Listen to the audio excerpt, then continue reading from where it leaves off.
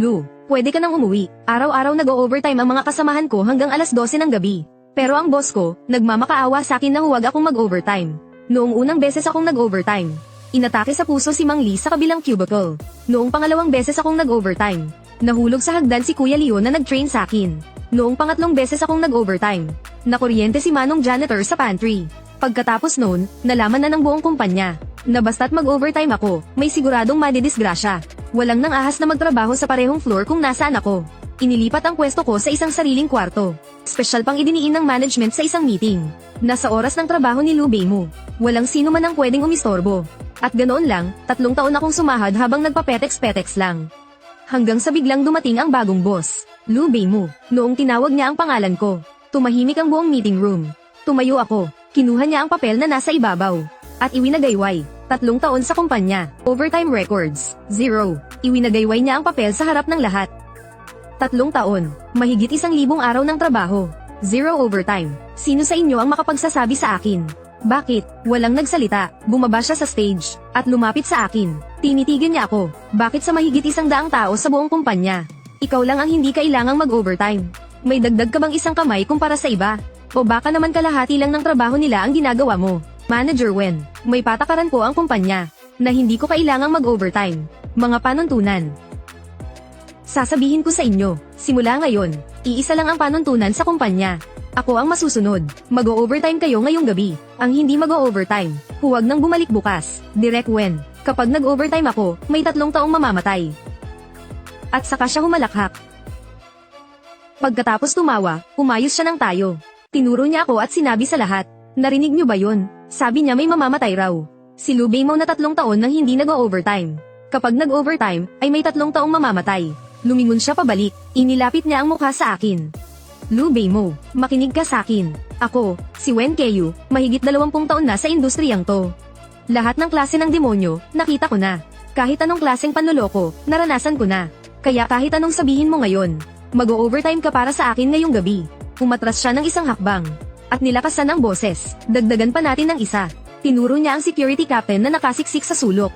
Ikaw, samahan mo siya ngayong gabi. Anumang mangyari, ikaw ang mananagot. Agad na namutla ang mukha ng security captain. Direct Wen, huwag niyo na po siyang isama. Baka mapahamak lang siya. Natigilan siya sandali, at saka tumawa ng mas malakas pa. Mapahamak? Sino ka sa tingin mo? Ang reinkarnasyon ng kamalasan. Bigla niyang sinunggaban ang braso ng security captain. At kinalagkad dito palapit. Ngayong gabi, magkasama kayong dalawa. Tingnan ko nga, kung gaano ka ba talaga kamalas. Kung may mamatay man talaga, ako ang mananagot. Natahimik ang buong conference room. Tapos na ang meeting. Mamayang alas 7 ng gabi. Lu Beimo, hepe ng security. Dapat nasa pwesto kayo sa tamang oras. Sino mang hindi dumating, huwag nang pumasok bukas. Siguradong sigurado siyang hindi ako magre-resign. Dahil kailangan ko talaga ang trabahong ito. Habang papalabas ang mga tao, dumaan sa tabi ko ang kuya mula sa finance. Palihim niya akong hinayla. Napakalamig ng kamay niya. Beimo, mag-ingat ka. Tumango ako. Alas 6:50 ng gabi. Dumating ako sa kumpanya. Nakaupo na sa front desk ang hepe ng security. Isang lalaking mahigit 40 anyos, na nakasiksik sa kanyang upuan. Nang makita niya akong pumasok, bigla siyang tumayo. Kuya mo, nanginginig ang boses niya. May mangyayari ba talagang masama ngayong gabi? Huwag kang mag-alala. Maupo ka lang dyan. Ano man ang makita mo, huwag kang gagalaw. Eksaktong alas 7, bumukas ang pinto ng elevator. Lumabas si Wen Keiyu. Nakita niya ako, ngumisi siya. Oy, dumating ka pa pala. Akala ko magdadahilan kang may sakit para hindi pumasok. Hindi ako umimik. Lumapit siya sa harapan ko. Tiningnan siya mula ulo hanggang paa. Lu Beimo, na background check na kita. 3 taon na ang nakalipas, noong bago ka pa lang dito. May namatay sa palapag ninyo. Pagkatapos noon, 2 beses pa itong nangyari. At sa tuwing nangyayari yun, nag-o-overtime ka. Sa tingin mo ba maniniwala ako dyan? Nag-o-overtime kang mag-isa, tapos may mangyayari sa iba. Itong mga Gen Z ngayon, gusto laging ayusin ang sistema sa trabaho. Nakakatawa talaga, President Wen. Hindi po mahalaga kung maniniwala kayo o hindi. Kung ganoon, ano ang mahalaga? Ang mahalaga po ay, narito rin kayo ngayong gabi. Natigilan siya sandali, pagkatapos ay ngumiti. Sige, dito lang ako at manunood. Gusto kong makita, kung anong kababalaghan ang mangyayari. Tumalikod siya at naglakad papunta sa kanyang opisina. Pagkatapos ng ilang hakbang, lumingon siyang muli. Lu Beimo, manatili ka lang dyan at huwag kang aalis. Bukas ang pinto ng opisina ko. Kitang-kita kita anumang oras. Naupo ako, binuksan ko ang computer. Ang hepe ng security ay nakaupo sa front desk. Hindi gumagalaw. Lumipas ang bawat minuto at segundo. Alas 7:30. Kumislap ang ilaw. Umingala ang hepe ng security sa kisame. Lumunok ng laway. Eksaktong alas 8. Namatay lahat ng ilaw. Sa gitna ng dilim, narinig ko si Wen Kesho sa opisina na nagmura. Pagkalipas ng 5 segundo, bumukas ang ilaw. Nakatayo siya sa may pinto. Hindi maganda ang itsura. Luma na ang mga cable ng kuryente. Sabi ng admin, aayusin daw. Hindi ako umimik. Tumunog ang elevator. Bumukas ang pinto ng elevator. Shui Huazi. Dali-daling lumapit si Wen Keyu para sumilip. Baka may nagkamali lang ng pindot, sabi niya, pero nanginginig na ang boses niya. Alas 10. Tapos na ang pag-revise ng proposal. Inayos ko na ang mga gamit ko para umalis. Kalalabas ko pa lang ng gate ng kumpanya. May narinig akong isang nakakakilabot na sigaw mula sa likuran ko. Galing sa direksyon ng opisina ni Wen Keyu. Tumakbo ako pabalik. Napasalampak si Wen Keyu sa upuan niya. Ang putla ng mukha niya, parang papel. Nanlalaki ang mga mata niya. Nakaturo ang kamay niya sa bintana. Bintana. Sa labas ng bintana, nakatayo sa may pinto ang hepe ng security. Nanginginig ang dalawang binti niya. Lumapit ako. Tiningnan ko ang bintana. Walang anuman sa labas ng bintana. Tumingon ako sa kanya. Nanginginig ang buong katawan niya. Nakanganga ang bibig niya. Hindi siya makapagsalita. Ma'am Wen, ano po ang nakita ninyo? Nakatitig siya sa akin. Lalong nanlaki ang mga mata niya. May tao. Parang pinipiga ang boses niya mula sa lalamunan. May nakatingin sa akin. Hindi sumagot si Wen Keyu. Noong isinasakay na lang siya sa ambulansya. May binubulong pa rin siya. May tao sa labas ng bintana. Nakatayo sa tabi ang hepe ng security. Halos hindi ako makatayo sa pangangatag ng mga binti ko. Kumapit ako sa pader para hindi matamba. Nakatayo ako sa labas ng opisina.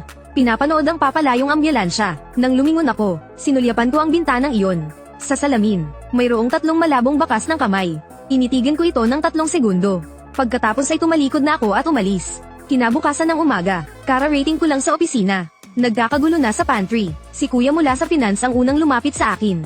Hinawakan niya ang kamay ko. Basang-basa ng pawis ang palad niya. May nangyari na naman kagabi. Itinakbo si Boss Wen. Hindi ba? 3 tao na naman ba? Hindi. Dinala sa ospital. Nakahinga siya ng maluwag. Pero agad niyang hininaan ang boses niya. Sabi ko na nga ba? Sabi ko na sa'yo, kailangan 3 kayo kapag nag-overtime. Ganito rin ang nangyari 3 taon na ang nakalipas. Lumapit si Kuya Wang na taga-admin. Nanlalaki ang mga mata niya. Sa tingin niyo, bumalik na kaya yung mga yun? Biglang tumahimik sa loob ng pantry. Napatingin sa akin ang lahat. Hindi ako umimik. Itinaas ko ang tasa ng kape ko at humigop.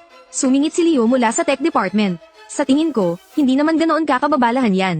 Siguradong may sinusunod na pattern yan. Halimbawa, si kuya mo, baka may kakaiba sa kapalaran niya.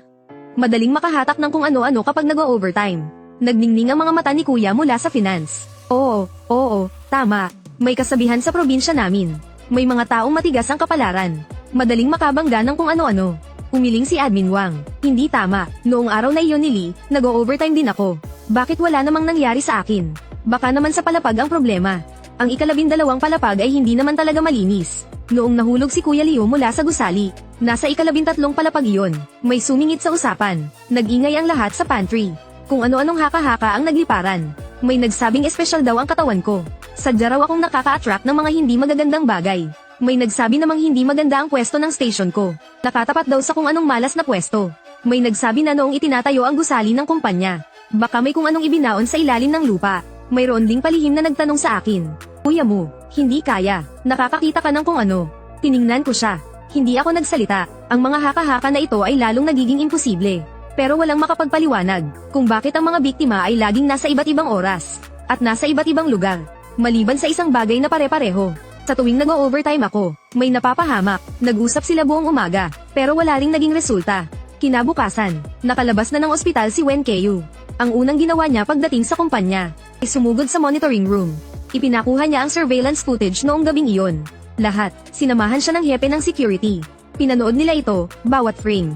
Bumukas ang pinto ng elevator. Walang tao. Nakaupo ako sa aking pwesto. Umiinom ng kape. Nagtatype sa keyboard. Walang kahit ano. Pinanood ni Wen Keyu ang surveillance footage. Nang paulit-ulit, 12 ng beses. Iyon lang. Nanahimik siya ng matagal. Pagkatapos ay tumayo siya, at lumabas sa monitoring room. Nasa pwesto ko ako, nang makita ko siyang papalapit. Lu Beimu, pumunta ka sa opisina ko. Tumayo ako, at sinundan siya papasok. Isinara niya ang pinto, at nilock ito. Pagkatapos, humarap siya sa akin.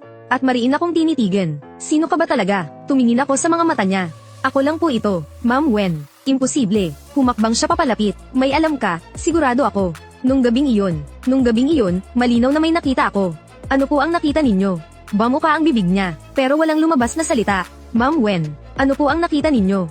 Hindi pa rin niya masabi. Bahagya akong napangiti, at tumalikod para lumabas. Narinig ko ang boses niya mula sa likod ko. Lu Beimu, huminto ka. Hindi ako huminto. Agad siyang nagpatawag ng meeting. Nakatayo siya sa harap, mga kasama. May mga kumakalat na chismis sa kumpanya nitong mga nakaraang araw. At narinig ko na ang lahat ng iyon. Inilibot niya ang kanyang tingin. Tungkol sa pagka-ospital ko, isang aksidente lang yun. Sobrang pagod lang ako noong gabing iyon. Kaya nagkaroon ako ng mga guni-guni. Tinapat ko lang ang sarili ko. May narinig akong nagbubulungan. Nagkunwari siyang walang narinig. Bumalik na sa normal ang kumpanya. Tuloy ang overtime. Tumingin siya sa akin. Lu Beimu, mag-overtime ka ulit ngayong gabi. Tumayo ako. President Wen, hindi ako papayag. Natahimik ang buong conference room. Ngumiti siya. Hindi ka papayag. Anong karapatan mong tumanggi? President Wen, sinabi ko ng dahan-dahan at malinaw. Ayoko nang may masaktan pa. O mamatay. Masaktan. Hindi ba't walang nasaktan sa overtime kahapon? Labis lang akong natakot. Yung chismis tungkol sa tatlong nag-overtime. Sirna ang sumpang yan. Tinitigan ko lang siya at hindi nagsalita. May mga nagbulungan sa conference room. Oo nga, walang nasaktan ngayon. Okay naman si President Wen. Okay din naman ang head ng security. Baka nga hindi totoo ang mga chismis. Sa sandaling iyon, biglang may sumigaw mula sa pinto. Si Kuya Wang mula sa admin. Namumutla ang mukha niya. Nanginginig ang daliri niyang nakaturo sa pantry. Doon sa isang sulok, nanginginig ang buong katawan niya. Doon, lahat ay napatingin sa direksyong tinuturo niya. May mga nakatambak na gamit sa sulok.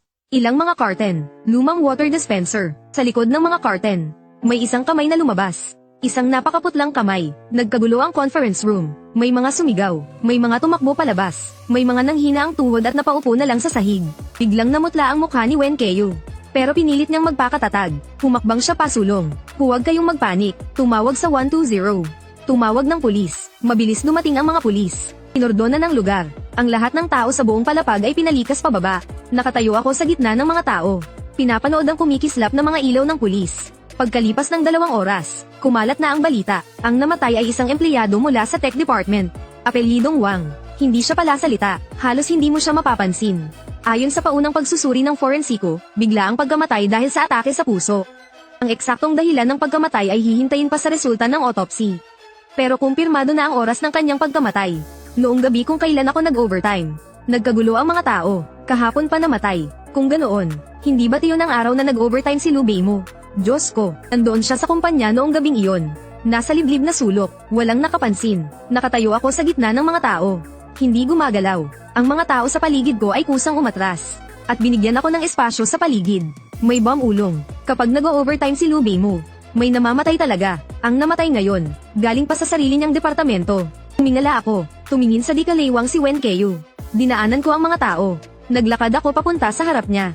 Lahat ng tao ay nakatingin sa akin. Tumayo ako ng matatag. Tinitigan ko ang kanyang mga mata. President Wen, umatras siya ng isang hakbang.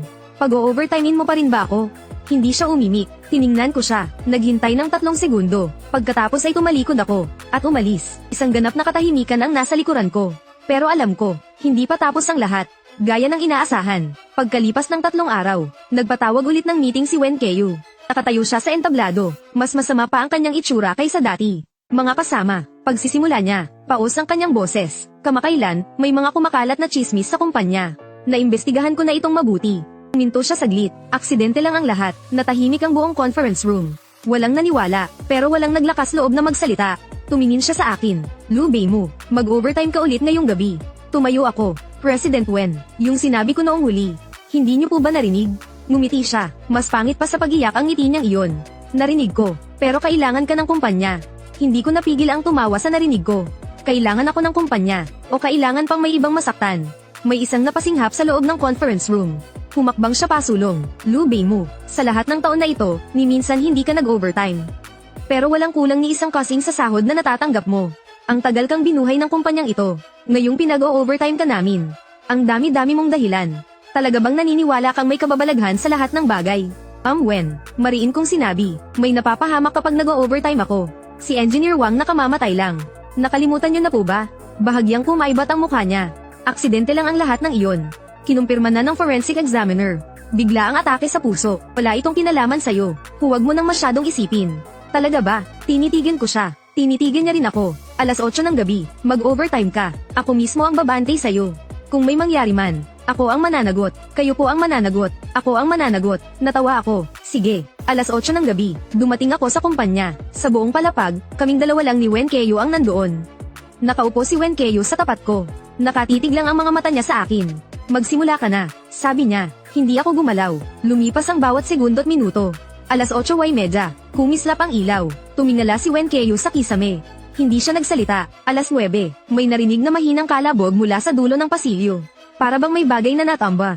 Bigla siyang tumayo. Naglakad siya papunta sa pinto at tumingin sa labas. Walang kahit ano. Bumalik siya. Umupo. Hindi maganda ang itsura niya. Luma na ang mga cable ng kuryente. Normal lang. Sabi niya sa kanyang sarili. Para bang pinapalakas ang kanyang loob. Nang marinig ko iyon ay hindi ko napigil ang magsalita.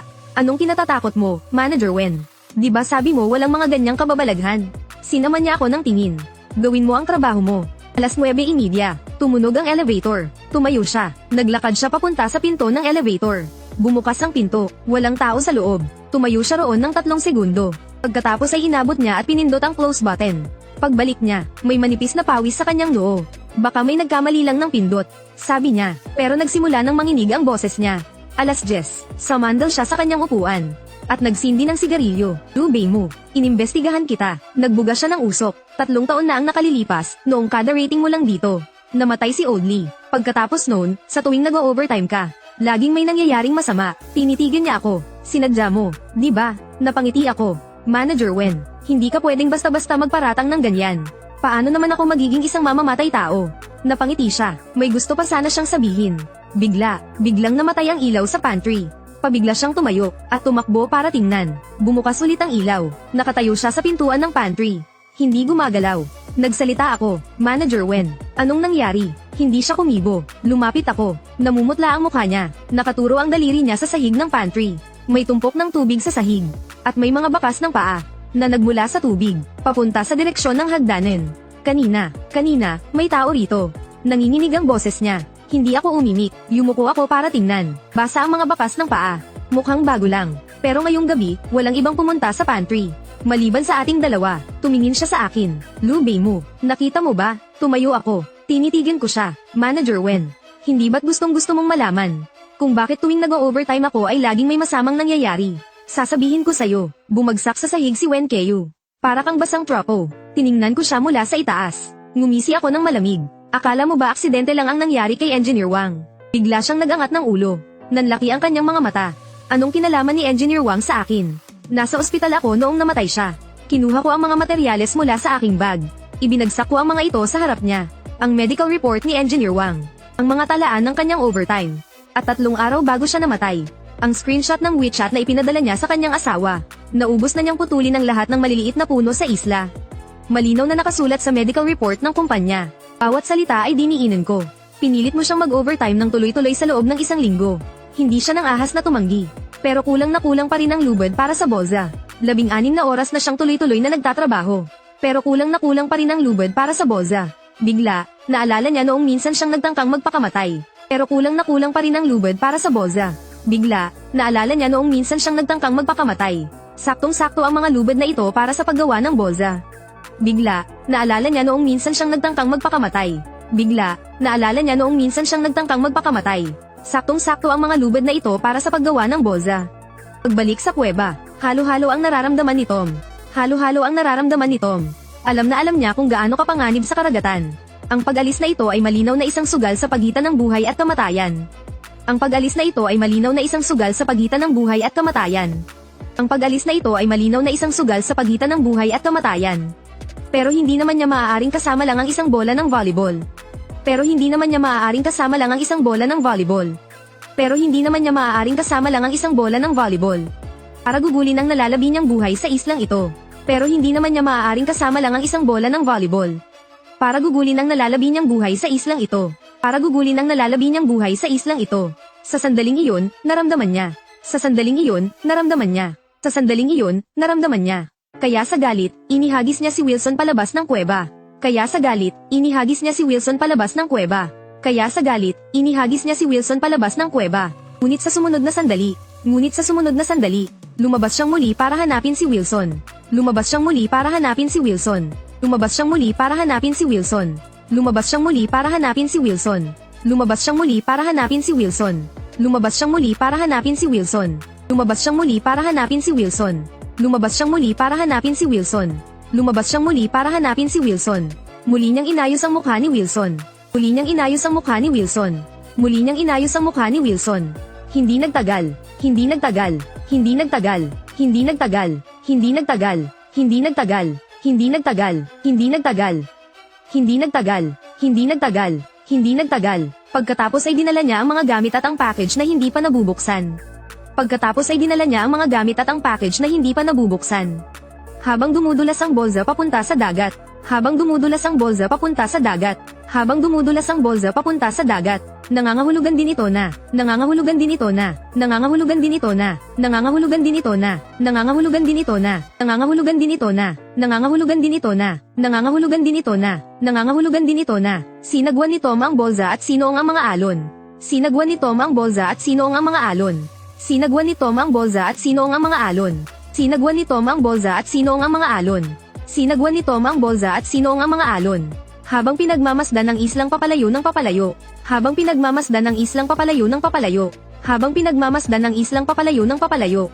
Habang pinagmamasdan ng islang papalayo ng papalayo. Habang pinagmamasdan ng islang papalayo ng papalayo. Sa kanyang puso, sa kanyang puso, sa kanyang puso, sa kanyang puso. Pero mas nangingibabaw pa rin ang pananabik sa dati niyang buhay.